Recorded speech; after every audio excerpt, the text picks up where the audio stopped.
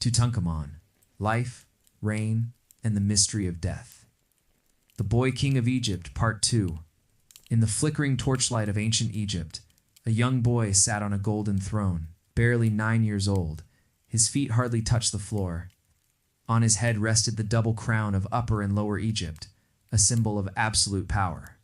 To his people, he was a living god. But behind the shimmering image of power was a fragile child, weak in body, frail in health, and trapped in a world of ruthless politics. This is the story of Tutankhamun's reign, a boy king who ruled an empire he could barely walk across, a teenager caught in the struggle between tradition and revolution, and a pharaoh whose sudden death remains one of history's greatest mysteries.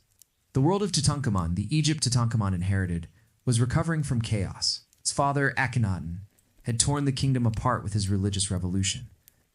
Now, under the young pharaoh's rule, Egypt was healing. But healing came slowly. The priests of Amen demanded restoration of their temples. The army wanted strength returned to Egypt's borders. And in the palace, officials like Ai and Horemheb controlled the boy king's every move. To the outside world, Tutankhamun was the supreme ruler, but in truth, he was more symbol than sovereign. The marriage of blood around the age of 10, Tutankhamun married his half-sister, Ankhesemun, daughter of Akhenaten and Nefertiti. In Egypt, royal incest was not taboo. It was sacred. Pharaohs were considered divine, children of the gods. By marrying within the family, they kept their blood pure. But this practice carried a heavy price. Generations of inbreeding produced children born with deformities, illnesses, and frailty. Tutankhamun himself was one of its victims. Their marriage was tragic. Evidence shows they conceived children, at least 2 daughters, but both were stillborn. Their tiny mummies, wrapped in linen, were discovered centuries later in Tutankhamun's tomb. Tutankhamun, the living god, could not create life. The royal line trembled on the edge of extinction. The daily life of a pharaoh, despite his frailty, Tutankhamun lived the life of a pharaoh. He sat in gilded palaces, decorated with lotus flowers and hunting scenes. He wore collars of gold, inlaid with turquoise and lapis lazuli. Servants brought trays of bread, honey cakes, figs, wine, and roasted duck. Artists painted him in strong poses, riding chariots, shooting arrows, hunting lions. These images were propaganda, symbols of kingship. In reality, the boy king often relied on walking sticks. His clubfoot and fragile body made it hard even to stand for long. Yet rituals had to be performed. Tutankhamun appeared in festivals, presented offerings to the gods, and upheld the divine order of Mat, the balance of the universe. Even if his advisors ruled in his name, the presence of the pharaoh was still sacred. The return of Amen, the most important act of Tutankhamun's reign, was the restoration of the gods. His father Akhenaten had closed the temples of Amen, plunging Egypt into religious turmoil. Under Tutankhamun, the old order returned. Temples reopened. Statues of the gods were repaired. Priests regained their power.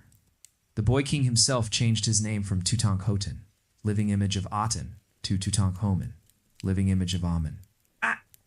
This symbolic act healed the nation. It reassured the people, strengthened the priesthood, and secured loyalty from Egypt's religious elite.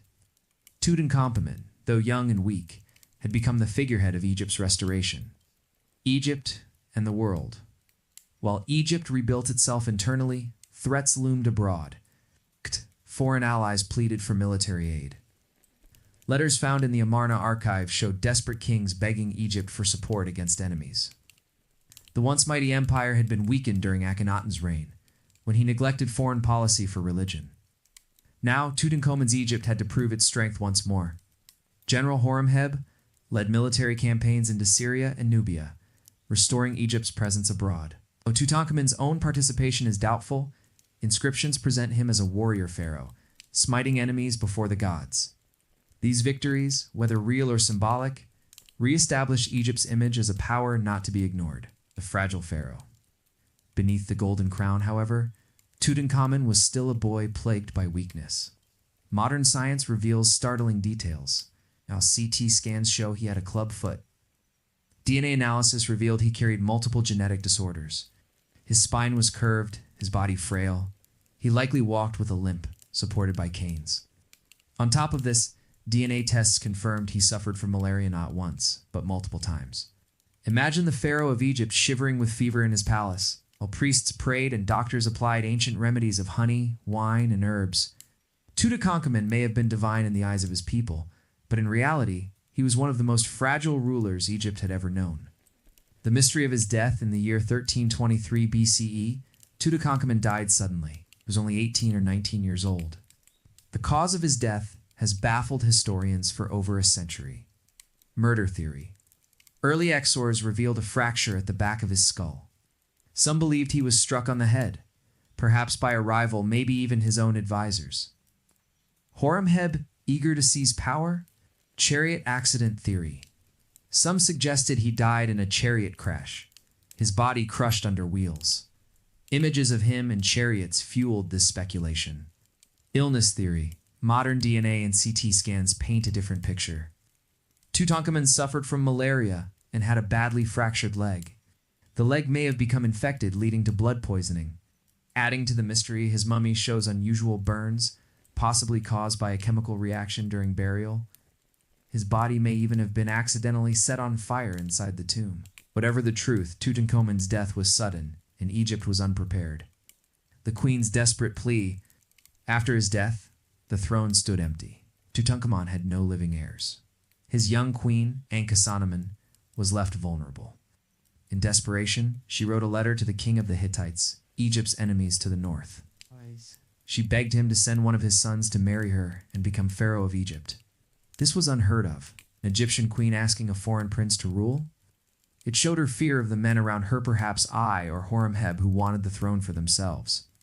The Hittite king agreed and sent a prince. But before he reached Egypt, he was murdered almost certainly by Egyptian hands. Ankhesenamun disappears from history soon after. Did she die? Was she forced to marry Ai? We may never know. A pharaoh erased what followed was a deliberate attempt to erase Tutankhamun from history. His successor, I ruled briefly, followed by Horemheb, who declared himself pharaoh. Both men had little interest in preserving the memory of the boy king. His name was chiseled off monuments. His statues were destroyed. Official king lists left him out completely. To the Egyptians, Tutankhamun simply never existed. It was as if the boy king had been erased from time itself. And for over 3,000 years, he remained forgotten. But fate had other plans. Because Tutankhamun's small, hastily prepared tomb hidden beneath the sands of the valley of the king's ream and sealed. Unlike the grand tombs of other pharaohs which were looted in antiquity, his lay untouched. Inside, treasures beyond imagination awaited discovery. In the next chapter, we journeyed to 1922, when an English archaeologist named Howard Carter uncovered Tutankhamun's tomb and ignited the greatest archaeological discovery of the century.